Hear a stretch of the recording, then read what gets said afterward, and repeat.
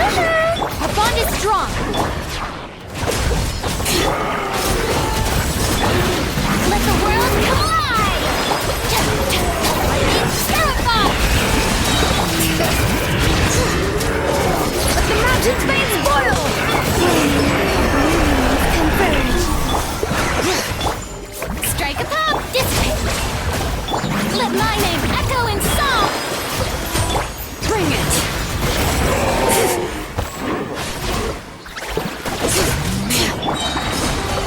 Surge.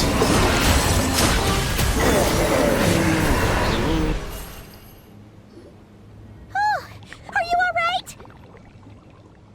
Oh no, what now? It better not be more wild hunt monsters. Huh? Phew. You scared Paimon stiff. She thought you were... Stop right there! Answer me this. The 2 letters I gave you, who are they for? 2 letters? Wasn't it 3? Okay. Well, Paimon's coolest naive expression doesn't appear to be an act. Hey! What are you trying to say? Wait, what are you trying to say, huh? Huh? Paimon passed a test? Really? Huh! She didn't even realize she was taking one! You may dispense with your suspicions. The wolf pack has borne witness. They fought against the aberrations that encroached upon this land. And our attackers showed no ability to disguise themselves this time. Ah, a familiar scent. Come. I will await you at the usual grounds. Well, if the boss of Wolvendom has vouched for you, I guess I should apologize for doubting you just now. Sure was.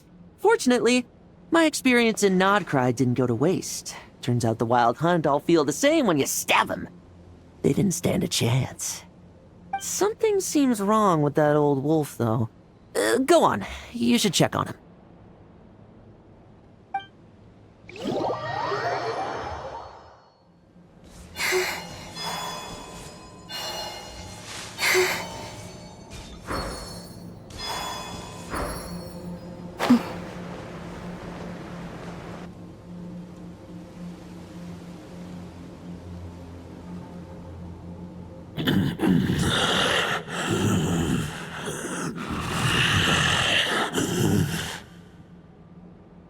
Lupus Boreas, not injured.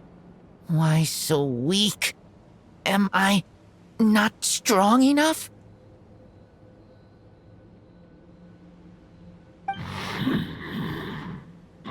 You are not to blame.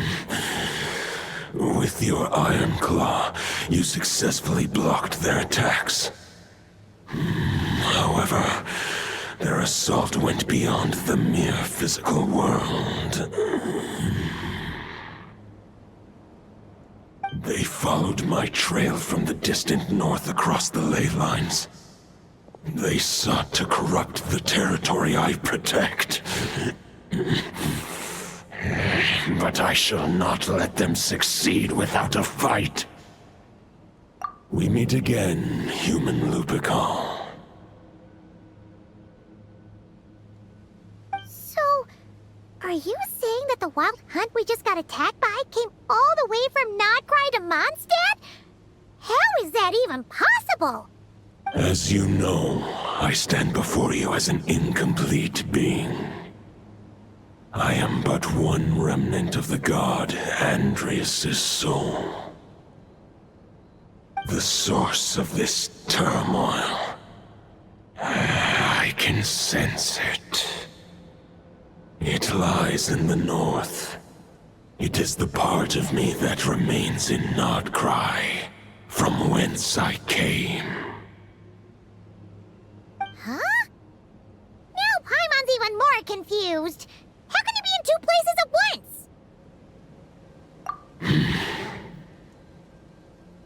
For many demigods, housing a part of their soul within an object is no difficult feat. But those who can perform such delicate partitions as this are rare, even among the gods.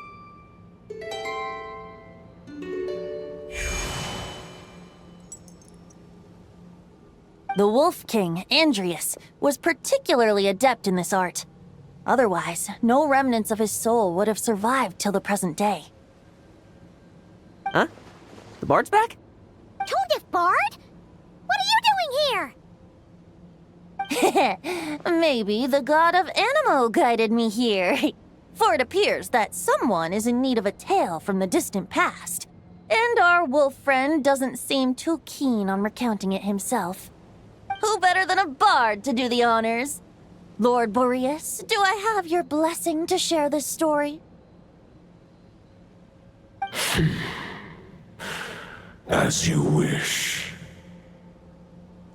Lupus Boreas wandered the frozen tundra and stumbled into the Seelie Hall. Enchanted by their song, tender as the dawn's starlight, and curious about the ways of humankind, the wolf bade farewell to his home and set off for the city to the south. As the high tower crumbled and the fierce winds fell silent, Lupus Boreas, who once had hunted with the storm winds himself, looked within and inquired, was the shelter he provided for humanity really any different from that given by the reclusive king in his tower? The wolf entrusted those under his protection to a new god and quietly returned to the frozen north. There, in a palace long since abandoned by its former master, the great wolf closed his eyes and slept. 500 bitter winters passed, then 500 equally frigid springs. He slumbered undisturbed until a night stumbled in from the cold, just as Lupus Boreas had once done at the Seelie Hall, and awoke him at long last. The night asked the wolf to join him on a journey south, to see once more the land that had all but faded from his memory. The gentle wolf, unwilling to refuse the human's earnest plea, split his soul into two halves and left his home once more. Seeing how the ice and snow had given way to verdant plains, hearing the laughter and song that now filled the once somber city, the aging Lupus Boreas turned to his friend, the god of Animo, and remarked, "So, this is the world the humans dreamed of." Though the night's journey was not yet over, the wolf chose to bid farewell to his companion here. He had written the end to his story. What knowledge he had been gifted flowed into the land. Everything he was, he gave unto the world. Well, that's how a bard would tell the tale. Lord Boreas, is there anything you'd like to add? There is no need for you to ask that question. So that's what happened. You returned to Mondstadt with that knight 1,000 years ago, and then, for the sake of the new Mondstadt, you... You need not feel remorse on my account. That was my answer, my decision. If anyone should feel regret, it is the part of me who remained in Notcry. I fear Andreas has not found peace in his heart even to this day. That is surely why those vile aberrations were able to exploit his weakness, sowing the seeds of all the turbulence that has ensued. But we followed Boreas' trail in Nodcry. We investigated and discovered no signs of instability. Andreas should still be slumbering by the lakeside. Perhaps all the recent turmoil in Notcry has had unforeseen consequences. And there's more.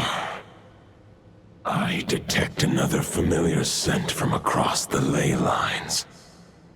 A scent that reeks of blood. Oh, the White Knight who became the Bloodstained Knight? The mightiest Knight of Boreas? But Wasn't he from 500 years ago? You think he's immortal or something? I remember him as just a man. His lifespan should be no longer than any other of his kind. But before he severed his connection to Boreas, his final destination, it was the ancient kingdom of Conria, as you call it. Beyond that, I know not if he lived or died. If you want to get to the bottom of this, I'm afraid you'll have to make another trip to Nodcry yourselves. As luck would have it, another old friend of ours just so happens to be free right now. If you ask him nicely, he might give you a lift. That could save you a lot of time on the road. No wonder I can suddenly sense the east wind's presence. If even Mondstadt has been affected by the fallout, Nodcry must be in real trouble by now. I hope Varka can handle it. Varka? Is he in danger? I believe too many passengers would slow our dear friend down. I fear he only has room to carry one person, along with perhaps a diminutive companion. All right. Wish it could be me, but I accept that we should send our strongest warrior to fight Nodcry's battles. I'll stay here and deal with any wild hunt that try harassing Mondstadt. It'll be a good chance to try out some new moves. I stay in Mondstadt too. With Traveler's help, Varka will be safe. Razor, give me your iron claw.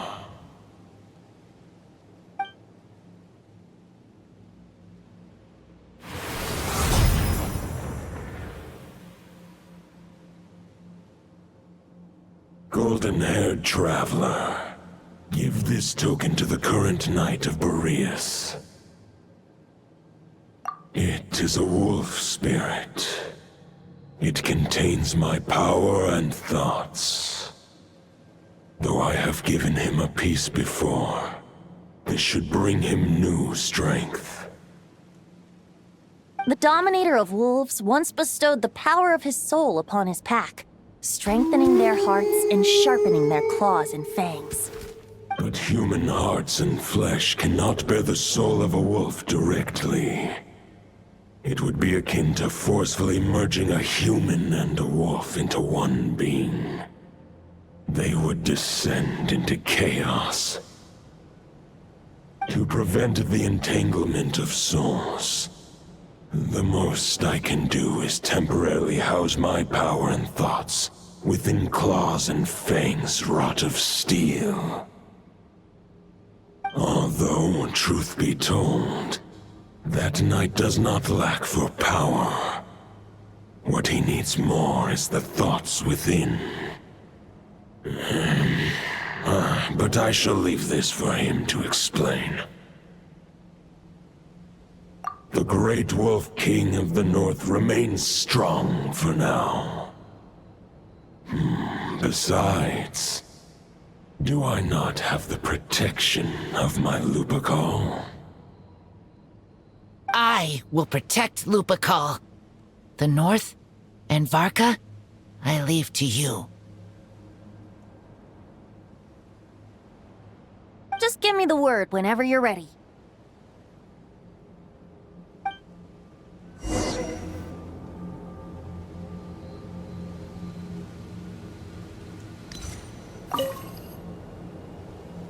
Any questions before you set off? Better ask now.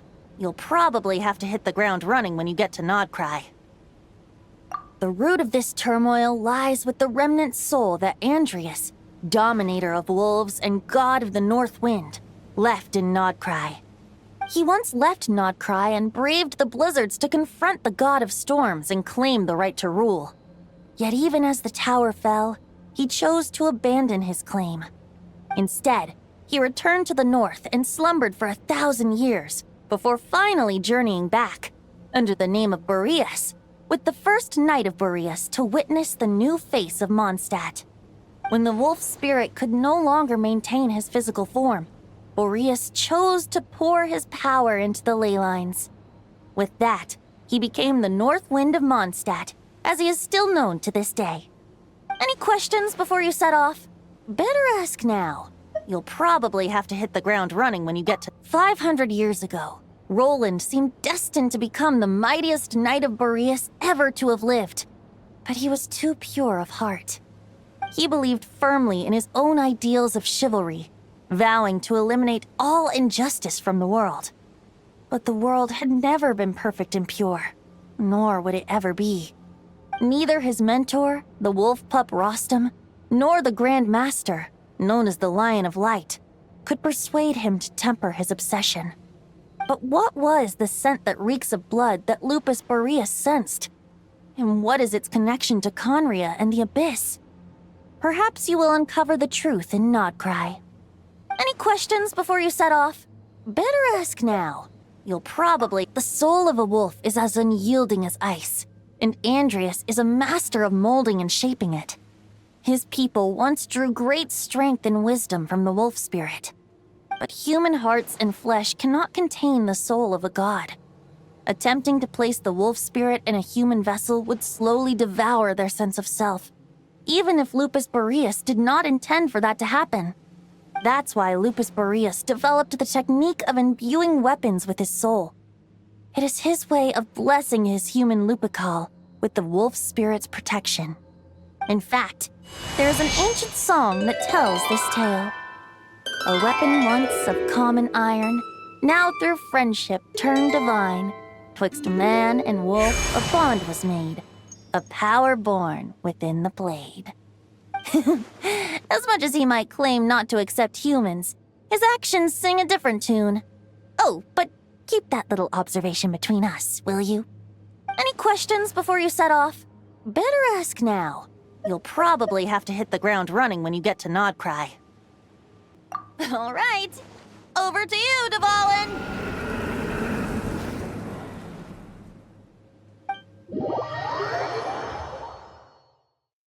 The Knight of Boreas awaits below.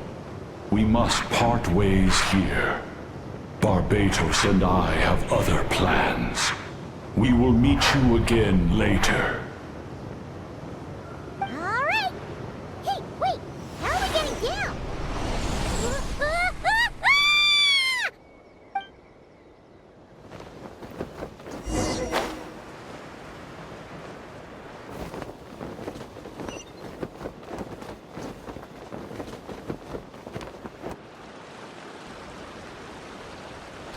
Hold the line!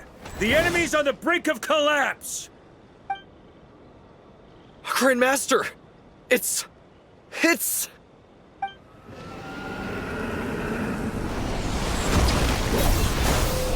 Haha! Reinforcements! It's about time! And Paimon too! We're just about hanging in there. Most of their grunts are taken care of now. Their leader's gonna have to make a decision soon. Fight or flight? What will it be, mightiest knight of Boreas? As expected, this hastily summoned Wild Hunt horde is nothing but a disorganized rabble. A mere shadow of the forces gathered by the Rahir of Solnari. But they have served their purpose. I now understand your tactics, and you, in turn, understand mine. This is fair. This is the way of chivalry. Farewell, heir to the knighthood of Boreas. Whether you choose to resist me or not, I shall set right the injustices of this world. In the name of the blood-stained knight. Guess they're retreating for now. So that Wolf of the North lookalike, that was Andreas? But why would he be leading the Wild Hunt? And why was he talking about the Bloodstained Knight? Ugh, forget that. We can save the details for later. He was the enemy boss, right? Are we just gonna let him get away? Ah, there's no point chasing after him. We've crossed blades already, and it ended in a stalemate. Right now, there's nothing we could do about him. True. We're still not certain of his true identity, but whether he's a god corrupted by the Abyss or a legendary knight, killing him might be just about possible, especially now that you're here. The difficult part is, we can't kill him right now. Huh? What do you mean? Is he immortal or something? No.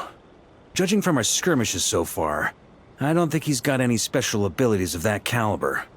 Nor does he have the ridiculous level of power wielded by the Five Sinners. But, compared to Rerir, our current foe clearly has a better understanding of how to exploit Nodcry to his advantage. Particularly when it comes to Andrias' remnant soul.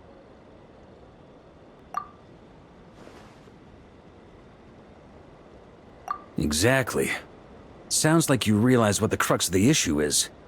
I managed to cut off a sample from our foe, which Albedo and Durin are analyzing as we speak. Meanwhile, our other allies should be making their way home from their own battles by now. Let's discuss this further when they're back. We still have some big challenges ahead before this expedition can finally be declared a victory.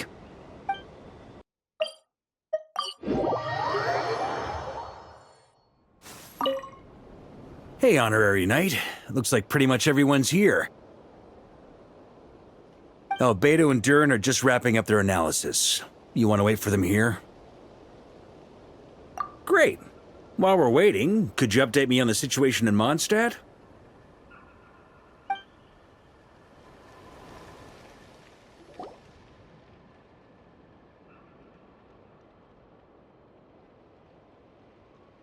And that's where things stand.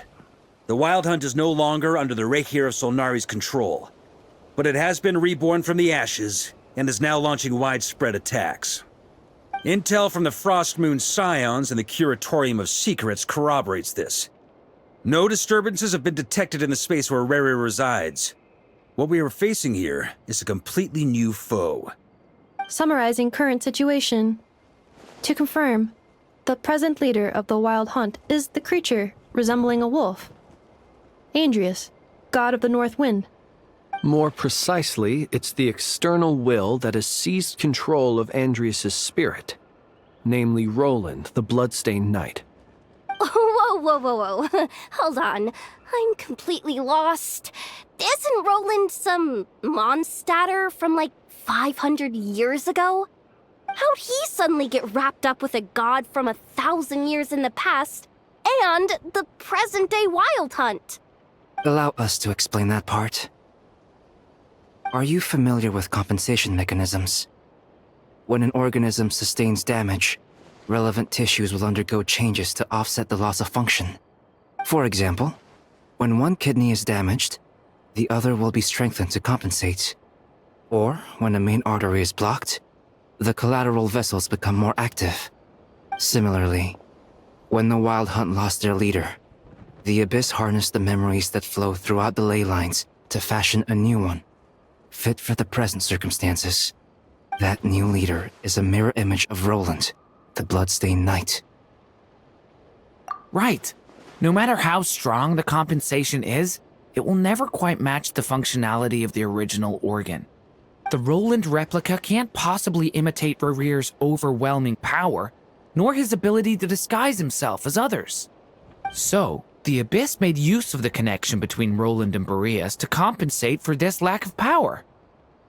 The replica corrupted and took control of Andrias as he slumbered by the bank of Amsvartnir, ultimately manifesting as the giant beast that you all witnessed. However, exactly why the Abyss chose Roland to mimic, and indeed how it was able to do so, remains unclear. I guess he must have gotten caught up with the Abyss or Nodcry somehow during his wanderings through Tevat. But we can keep those questions on the back burner. Okay, Paimon gets all that, but what did you mean when you said we can't kill him right now? We can't kill him right now because a dead god may prove more dangerous than a living one. From intelligence gathered during the expedition, we have reason to believe that the power released when a god is felled can have catastrophic consequences for us mortals.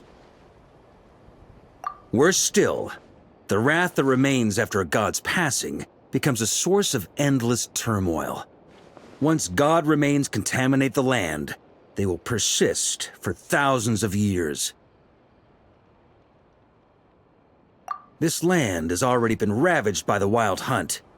If we add god remains to the mix, it'd be like adding salt to an open wound, placing everyone who lives here in perilous danger. Query. While I can indeed find records of disasters caused by god remains in my database, there also appear to be cases of gods dying naturally with no ill effects. In that land, the passing of the Pyro-Archon's flame is a common occurrence throughout history, and even the part of Andreas who remains in Mondstadt has experienced death once before, has he not? Great question. Glad you asked. Honorary Knight, you said Lupus Boreas gave you a token to pass on to me? Please, present it now. It should help explain things faster.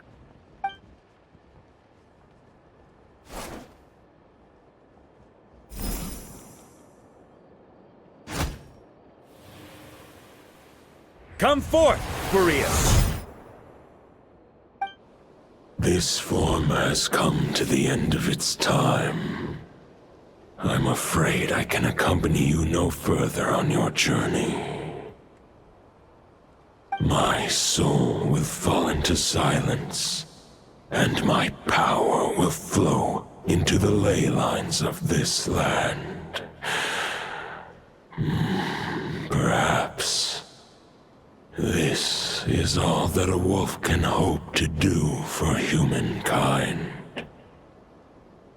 Do not grieve for me, for this is the end I have chosen.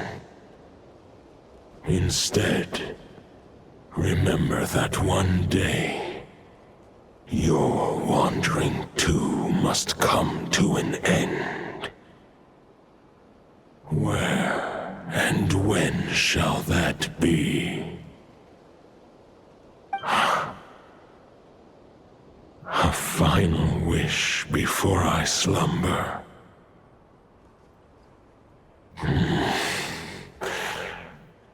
Sing me a song. That melody you so often hummed in the taverns.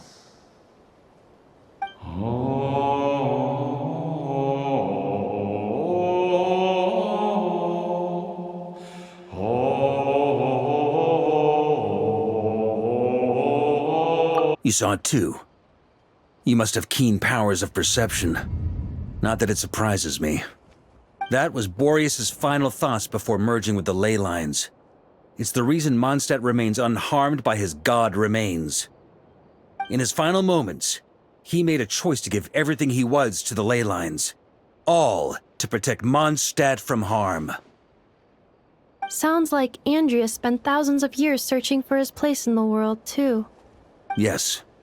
And now our task is to return the answer he found, the decision he made, to Andreas' heart. Only then can he break free from the corruption and control of the Abyss, and make that decision once more. I see. I would say that planting thoughts inside the mind of a god sounds a little far-fetched, but since it was his own wish to begin with, it sounds feasible to me. Wait, we already have a perfect solution? Then why are we even having this meeting? Let's go do this thing! Ha ha ha. If only it were that simple. Unfortunately, this one thought alone is unlikely to be powerful enough to break through the Abyss's control and reach Andreas' heart. We need to find a way to make the thought within this sword stronger and more resilient. For now, Boreas needs all his remaining strength to fight against the abyssal corruption to Mondstadt's ley lines. He can't afford to send us any more of his power. However, since his form was unstable during his journey with the first Knight of Boreas, many wolf spirit fragments were left behind along the way. If we can collect those fragments, we can use them to strengthen the decision to merge with the ley lines. So we need to retrace his steps and look for random fragments? But they could be anywhere between Nodcry and Mondstadt. It'll be like looking for a needle in a haystack. You don't need to worry about that. There's a few fragments left to gather in Nodcry, but apart from that, most of them are already inside this sword. I've been collecting them during the whole expedition. Huh? Wait, really? I mean, it's an expedition, not a stroll in the park. Each step of the way, we've been hard at work planning for every possible contingency. Not just the Wild Hunt in the Abyss, but ancient gods remaining in Nodcry. Sounds like this plan was a long time in the making. It's almost as if you foresaw the future. As a matter of fact, I did. I caught a glimpse of fate's reflection. But I can't take credit for it. It was all thanks to the help of a few friends. Still, all I foresaw was that an abyssal calamity was brewing in the north. Had I known more, we could have saved a lot of energy. Instead, we've had to make best guesses, prepare for every possible scenario. If all that preparation went to waste, all the better for it. But anything that proved useful, we knew we'd be grateful for down the line. Sure is. Just one crucial step remains. We need to gather the last few wolf spirit fragments scattered around Nodcry, and use them to make the thought within this sword as strong as it can possibly be. According to what Boreas told me before we left Mondstadt, his form was at its most unstable at the beginning of his journey. That means the fragments here should be the most powerful ones. But of course, we've been tied up fighting battles since the day we set foot in Nodcry. First with the Wild Hunt, then with the Doctor. So, it wasn't until recently that we were finally able to confirm the status of the wolf spirit fragments. We now know there are 3 left to find. Okay, so 3 more mini expeditions to go. I managed to gather 1 fragment before Roland reappeared. I also have a confirmed location for the second, which I'll take care of in short order. As for the 3rd fragment, we've identified a general search area to focus on, but we'll need all hands on deck to pinpoint the exact location. The final snag is that since our foe is a replica of Roland, he too will be aware of Andrias' history. He's sure to try and sabotage our plans by any means at his disposal. So everyone needs to bring their A game. With our foe being from Mondstadt, it's our duty as Mondstadters to defeat him. And since the Wild Hunt is involved, the Lightkeepers will provide their full support. The Clink Clink Krumkake craft shop will also help in any way we can. So what do they need me here for? Wait, I think maybe I signed a contract at some point. Didn't exactly scrutinize it, though. I mean, who actually reads those things anyway, right? Ah, great. Knew I could count on you all. Lastly, our friend from the Curatorium of Secrets will provide intel and relay battlefield communications. Looking at you, Yehoda. So, you'll be darting back and forth across the battlefield, dodging the Wild Hunt and the shadow of an ancient god. I'm impressed by your courage, Miss Yehoda. Rating for Yehoda updated. Higher quality ingredients will be used to prepare your future meals. Darn it! I should have known this payday wouldn't come that easy.